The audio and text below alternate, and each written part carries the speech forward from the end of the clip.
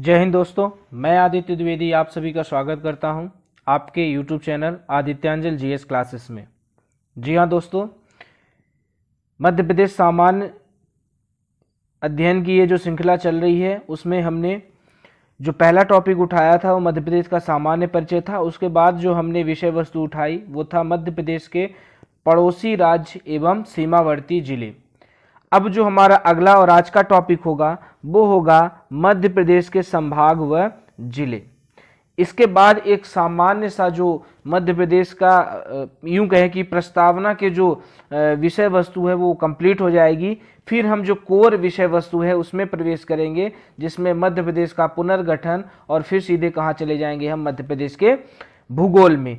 तो ये जो आज का टॉपिक है जिसमें क्या है मध्य प्रदेश के संभाग देखेंगे और जिले देखेंगे। सबसे पहले इससे संबंधित कुछ आंकड़ों को देख लेते हैं, फिर 10 संभागों को मैप के द्वारा देखेंगे और देखेंगे कि मैप में इस किस संभाग में कौन से जिले अवस्थित हैं। तो जैसा कि आपको पता होगा कि मध्य प्रदेश में कुल कितने संभाग हैं? 10 संभाग हैं। कितने संभाग हैं? 10। और जिलों की संख्या कितनी है वर्तमान में? 52 जिले। ये वर्तमान के आंकड़े हैं। जब भी इन आंकड़ों में परिवर्तन होगा नए अपडेट के साथ आपको बता दिया जाएगा। अभी जो नवीनतम की बात करें तो जो नवीनतम संभाग बना है वो कौन बना है? शहडोल बना है। और नवीनतम जिला की बात करें तो कौन सा जिला बना है? निवाड़ी। कौन सा बना है? निवाड़ी। अक्टूबर 2018 में जो नवीनतम जिला बना है निवाड़ी, टीकमगढ़ से अलग होकर। क्लियर है? यहाँ तक की बात स्पष्ट है। अब क्षेत्रफल की बात करें संभाग को लेकर तो संभाग की अगर बात करें तो मैक्सिमम क्षेत्रफल किसका है? जबलपुर का। किसका मैक्सिमम क्षेत्रफल है?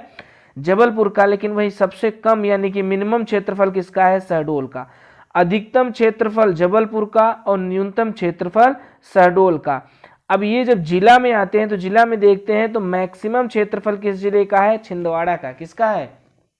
छिंदवाड़ा का। यानी कि कमलनाथ की क्या है ये निर्वाचन क्षेत्र है और यही इसी छिंदवाड़ा को ही हम कॉर्न सिटी बोलते हैं। क्या बोलते हैं? Corn city. और मिनिमम जो सीमावर्ती मतलब मिनिमम जो क्षेत्रफल है वो किसका है? जिले में वो किसका है? निवाड़ी का है। तो यहाँ तक की बात स्पष्ट हो गई। जल्दी से एक बार इसको फिर से रिवाइज कर लेते हैं, है ना। मैंने कहा 10 संभाग हैं, 52 जिले हैं, नवीनतम संभाग शहडोल है, नवीनतम जिला निवाड़ी है। क्षेत्रफल के आधार पर सबसे बड़ा जो संभाग है जबलपुर है। अब आगे हम देखते हैं कि जनसंख्या के आधार पर, किसके आधार पर देखेंगे? जनसंख्या के आधार पर। तो संभाग जनसंख्या में देखेंगे तो सबसे ज्यादा जनसंख्या किस संभाग की है? इंदौर की है भैया। किसकी है? इंदौर की, है ना। और सबसे न्यूनतम जनसंख्या किस संभाग की है? शहडोल की। तो शहडोल भैया दोनों में न्यूनतम है, क्षेत्रफल में भी न्यूनतम कौन है? शहडोल संभाग है। और जनसंख्या में भी न्यूनतम कौन है? शहडोल संभाग है। अब जिला की बात करें तो मैक्सिमम जो जनसंख्या है किस जिले की है? इंदौर की। तो जनसंख्या के मामले में संभाग के रूप में भी और जिले के रूप में भी कौन आगे है? इंदौर। और मिनिमम जो जनसंख्या अभी फिलहाल है किसकी है? निवाड़ी की है। क्लियर हो गई यहाँ तक की बात स्पष्ट। चलिए अब देखते हैं लिंगानुपात की। किसकी देखते हैं? लिंगानुपात। किसके आधार पर?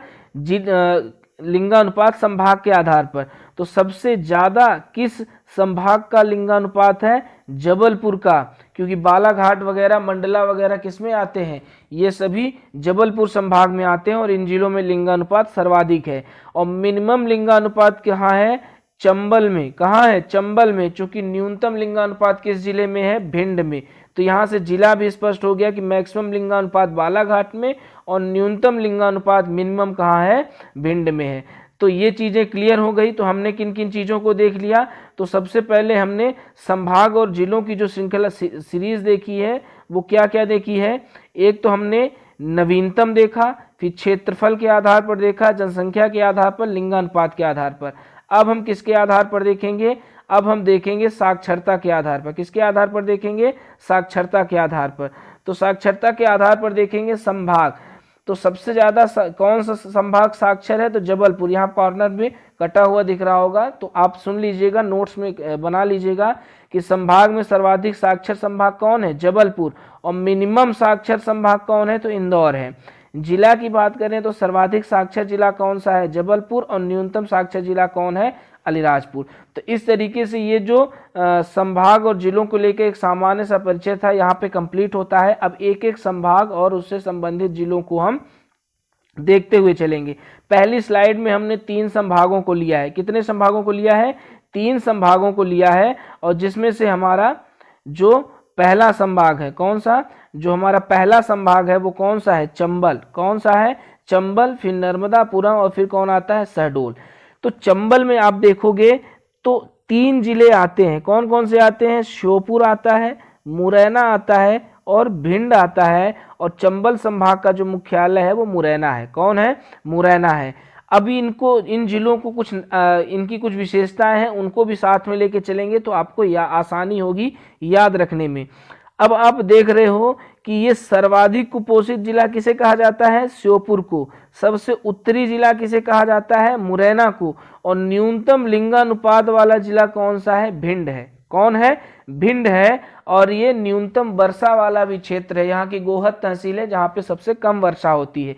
तो इस स्लाइड में हमने 3 संभाग लिए हैं, और तीनों संभागों में कितने जिले हैं? 3 जिले। तो सबसे पहले 3-3 जिलों वाले संभागों को हमने लिया है। तो चंबल को हमने देख लिया, श्योपुर, मुरैना, भिंड। अब इसके बाद हम आते हैं शहडोल में। किस में आते हैं? शहडोल में। तो इसमें भी 3 जिले हैं। एक तो स्वयं शहडोल जो कि यहाँ का संभागीय मुख्यालय है, फिर अनूपपुर आता है, और फिर कौन आता है? उमरिया। कौन आता है? उमरिया। क्लियर हो गया यहाँ पे।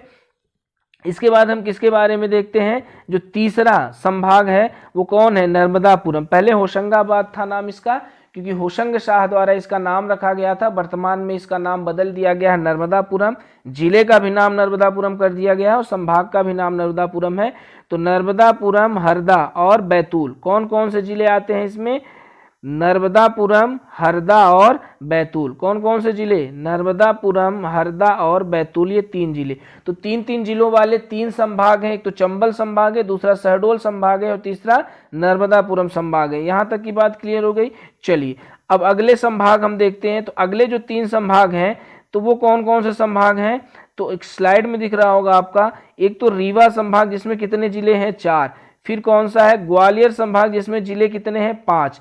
फिर भोपाल संभाग, भोपाल में भी कितने जिले हैं? 5। तो अब जो हमने संभागों का समूह लिया है उसमें रीवा जिसमें 4 जिले हैं, और ग्वालियर, भोपाल जिसमें कितने जिले आते हैं? 5-5 आते हैं। क्लियर है? सबसे पहले हम ग्वालियर संभाग को देते हैं। तो ग्वालियर संभाग में कौन कौन से जिले हैं? एक तो स्वयं ग्वालियर जो कि संभागीय मुख्यालय है, फिर दतिया है, फिर इसके बाद कौन है? अशोकनगर आता है, शिवपुरी आता है, और गुना। कौन कौन से जिले हो गए?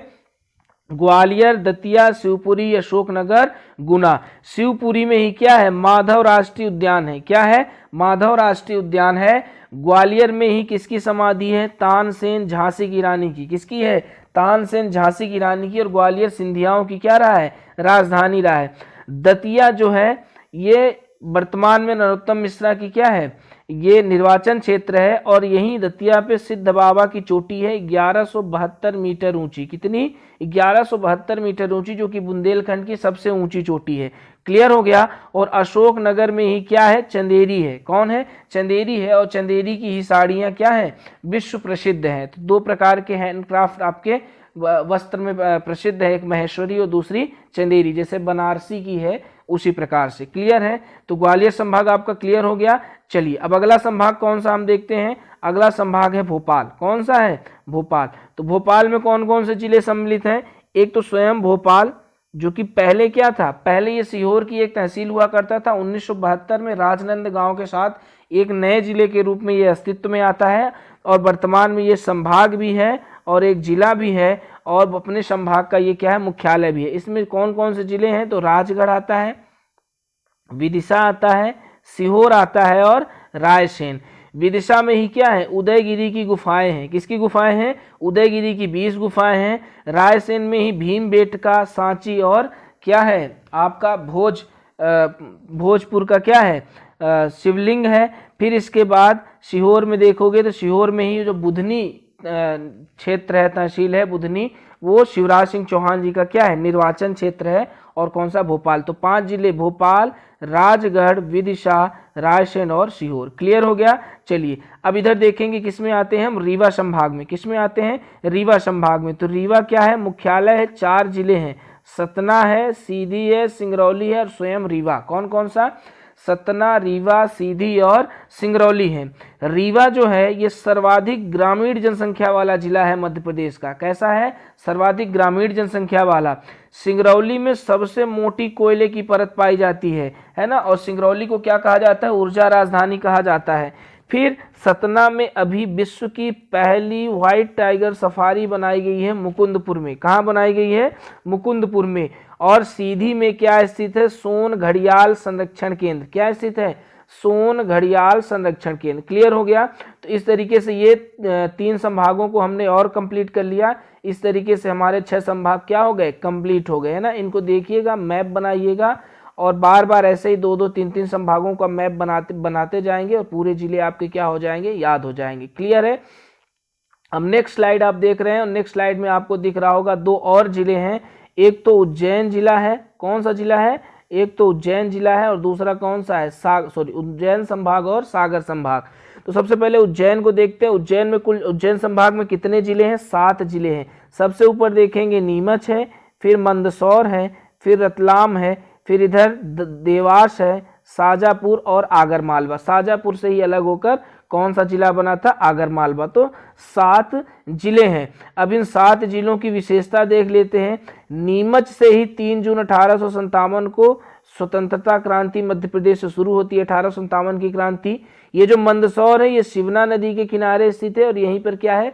गांधी सागर बांध स्थित है। रतलाम जो है यहाँ पे सर्वाधिक फल उत्पादन होता है, इसे अंगूर नगरी या इसको क्या बोला जाता है? रतलामी सेब यहाँ का प्रसिद्ध है। उज्जैन जो है, उज्जैन आपको पता है तीर्थ स्थल का केंद्र है और यहाँ पे प्रत्येक 12 वर्ष में कुंभ का मेला आयोजित किया जाता है, क्योंकि यहाँ पे महाकालेश्वर ज्योतिर्लिंग 12 ज्योतिर्लिंग में से एक ज्योतिर्लिंग है। अब आगरमालवा ये अभी शाजापुर से अलग होकर बना है और आगरमालवा में सबसे पहला, मुझे जहां तक याद है, मध्य प्रदेश का ही नहीं, भारत का नहीं, अपितु विश्व का सबसे पहला गौ अभ्यारण्य बनाया गया है। कहाँ पे? आपके आगरमालवा में। देवास में क्या है? आपका नोट छापने का क्या है? कारखाना है। क्या है? नोट छापने का कारखाना है। ठीक है, तो ये आप इस तरीके से क्या हो गया आपका? उज्जैन। कौन सा संभाग हो गया? उज्जैन। अब आते हैं सागर में। सागर में 6 जिले आते हैं। स्वयं सागर है जो कि मुख्यालय है, फिर दमोह आता है, फिर पन्ना आता है, छतरपुर, टीकमगढ़ और निवाड़ी। ये जो निवाड़ी है नवीनतम और सबसे छोटा जिला है। और टीकमगढ़ में क्या है? बेल मेटल है ना, बेल मेटल यानी कि पीतल की क्या बनाई जाती है? मूर्तियां और बर्तन बनाए जाते हैं। दतिया में भी बनाए जाते हैं। छतरपुर में अपना क्या है? खजुराहो है। फिर पन्ना में क्या है? हीरे की खान के लिए प्रसिद्ध है, लेकिन वर्तमान में सबसे बड़ा जो हीरे का भंडार पाया गया है वो बक्सवाहा में पाया गया, जो कि कहाँ है? छतरपुर में।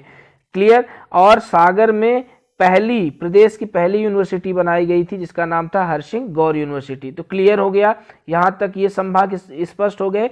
चलिए अब अगले और आखिरी 2 संभाग में आते हैं। वो कौन कौन से हैं? इंदौर और जबलपुर संभाग। कौन कौन से संभाग है? इंदौर और जबलपुर संभाग। तो आप देख रहे हैं सबसे पहले कौन सा? इंदौर संभाग। और इंदौर में भी और जबलपुर में भी दोनों में कितने जिले हैं? 8-8 जिले आते हैं। लेकिन क्षेत्रफल के आधार पर देखा जाए तो कौन सा संभाग बड़ा है?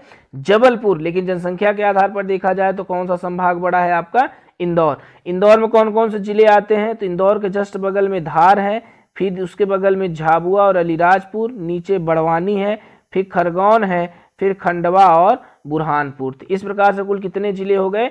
8 जिले हो गए। कितने जिले हो गए? 8 जिले। झाबुआ का जो औद्योगिक केंद्र है उसे क्या कहा जाता है? मेघनगर। अलीराजपुर में क्या है? न्यूनतम साक्षरता है और यहीं पर भाभरा में चंद्रशेखर आजाद जी का क्या हुआ था? जन्म हुआ था। बड़वानी में क्या है? धान या चावल अनुसंधान केंद्र है। क्या है? धान या चावल अनुसंधान केंद्र। धार में क्या है? सर्वाधिक एसटी की जनसंख्या और मांडू है ना, जिसे खुशियों का नगर कहा जाता है मध्य प्रदेश में, वो भी कहाँ है? धार में। खरगोन में क्या है? महेश्वर घाट है, जो कि मध्य प्रदेश का सबसे बड़ा नदी घाट है और ये होलकरों की राजधानी था, जिसे किसने बनाया था? अहिल्याबाई होलकर ने। फिर बुरहानपुर को क्या कहा जाता है? नशेड़ियों का शहर और इसका प्राचीन नाम खान देश था। और यहीं पर असीरगढ़ का किला है, जिसे दक्षिण भारत का प्रवेश द्वार कहा जाता है। क्लियर है? यहाँ पे पहली कपड़ा मिल, पहली जो है चांदनी ताप विद्युत केंद्र, ये सब यहाँ पे स्थापित किए गए थे। और खंडवा को क्या बोला जाता है? खंडवा को पूर्वी निमाड़ बोला जाता है। क्या बोला जाता है? पूर्वी निमाड़। और जो इंदौर है इसे खेल व उद्योग राजधानी कहा जाता है। क्या कहा जाता है? खेल व उद्योग राजधानी। क्लियर हो गया? तो इस तरीके से इंदौर संभाग में हमारा क्लियर हो गया। अब आखिरी संभाग हम देखते हैं कौन सा हमारा? जबलपुर। कौन सा संभाग? जबलपुर। इसमें भी 8 जिले हैं। उत्तर की ओर कटनी है, नीचे की ओर नरसिंहपुर है, दाएं की तरफ देखेंगे तो आप मंडला और डिंडोरी को पाएंगे, और दक्षिण की ओर देखेंगे तो छिंदवाड़ा, सिवनी और बालाघाट। कौन कौन से? छिंदवाड़ा, सिवनी। उत्तर की ओर देखेंगे कटनी, नीचे की ओर देखेंगे नरसिंहपुर, दाएं की तरफ देखेंगे डिंडोरी और मंडला, और नीचे की तरफ छिंदवाड़ा, सिवनी और बालाघाट। ये कुल कितने जिले हो गए? 8 जिले। कितने जिले हो गए? 8 जिले। अब जबलपुर को मैंने पहले ही बताया था क्या कहा जाता है? संस्कार राजधानी। नरसिंहपुर में क्या है? गन्ना अनुसंधान केंद्र और दाल अनुसंधान केंद्र, है ना। फिर छिंदवाड़ा में देखेंगे, ये सबसे बड़ा जिला है, क्षेत्रफल के आधार पर इसे कॉर्न सिटी भी कहा जाता है, और यहाँ पे कॉर्न फेस्टिवल यानी कि मक्का महोत्सव भी मनाया जाता है। सिवनी में क्या है? पेंच राष्ट्रीय उद्यान है। क्या है? पेंच राष्ट्रीय उद्यान है। सिवनी को मध्य प्रदेश का लखनऊ कहा जाता है। ठीक। बालाघाट, बालाघाट क्या है? सर्वाधिक लिंगानुपात वाला। कैसा जिला है? सर्वाधिक लिंगानुपात वाला जिला है। इसके अलावा ये तामा नगरी भी कहा जाता है, या मैग्नीज नगरी भी कहा जाता है मध्य प्रदेश का। मंडला में कान्हा किसली राष्ट्रीय उद्यान है, जो कि मध्य प्रदेश का सबसे बड़ा राष्ट्रीय उद्यान है। डिंडोरी में सबसे कम क्या है? जनसंख्या घनत्व है। कैसा है? सबसे कम जनसंख्या घनत्व है। और कटनी को क्या कहा जाता है? चूना पत्थर नगरी। क्या कहा जाता है? चूना पत्थर नगरी। तो मेरे प्यारे दोस्तों, इस तरीके से ये जो हमारा ये वीडियो था मध्य प्रदेश के संभाग व जिलों को लेकर, 10 संभाग को और उसके अंतर्गत आने वाले जिलों को हमने विधिवत मैप से देखा। आप एक काम करिएगा, इसी प्रकार से आप मैप बनाइएगा, जिससे मैप बनाने की आपकी प्रैक्टिस हो जाएगी। और प्रत्येक संभाग, जैसे 3 जिलों वाले संभाग, फिर 4 जिलों वाला संभाग, फिर 5 जिलों वाला, और फिर 7 और 8 जिलों वाले संभागों को इस तरीके से अलग अलग मैप बनाकर उनके जिलों को रखिएगा। हर जिले से संबंधित कहीं कहीं मैंने कुछ तथ्य रख दिया है, ताकि आपको क्या हो? थोड़ी आसानी हो। इसके बाद इस तरीके से ये जो एक प्रस्तावना सा, विषय वस्तु की जो प्रस्तावना थी, वो यहाँ से कंप्लीट होती है हमारे मध्य प्रदेश के सामान्य अध्ययन में। अब जो अगला टॉपिक होगा, यानी कि कोर, या यूं कहो कि अब जो मुख्य अध्ययन की विषय वस्तु स्टार्ट होगी, वो अगले क्लास से स्टार्ट होगी, जिसमें हम मध्य प्रदेश का पुनर्गठन पढ़ेंगे। पुनर्गठन को हम 1947 के पहले की स्थिति देखेंगे, 1947 के बाद की स्थिति को देखेंगे। 1947 के बाद की स्थिति को हम कई चरणों में पढ़ेंगे, बड़े विधिवत और अच्छे तरीके से। यकीन मानिए, ऐसे ऐसे फैक्ट और ऐसे ऐसे तथ्य निकल के आएंगे जो आपने इसके पहले सुने नहीं होंगे, और जो इससे पहले प्रश्नों में आ चुके हैं व्यापम के और पीवी के, और लोगों से बने नहीं हैं। मध्य प्रदेश का पुनर्गठन की क्लास पूरी करने के बाद आप आश्वस्त हो जाइए कि उससे बनने वाला कोई भी प्रश्न आपके ज्ञान से, या आपके आंकड़ों तथ्यों से, या अध्ययन सामग्री से बाहर नहीं जाएगा। तो मिलते हैं नेक्स्ट वीडियो में। आज की क्लास में, पढ़ाई गई क्लास में अगर कोई डाउट होगा, कोई सुझाव होगा, तो कमेंट बॉक्स में ज़रूर दीजिएगा। चैनल को सब्सक्राइब करिए, लाइक करिए, शेयर करिए, और अपने दोस्तों तक इसे पहुंचाइए। मिलते हैं नेक्स्ट वीडियो में। आप सभी स्वस्थ रहें। किसानों का, सैनिकों का, माता पिता का, गुरुजनों का सम्मान करिए। ये देश की शान है। ये वही व्यक्तित्व हैं जो हमारे अस्तित्व को बनाए रखने में अहम भूमिका निभाते हैं। तो मिलते हैं नेक्स्ट वीडियो में, तब तक के लिए जय हिंद।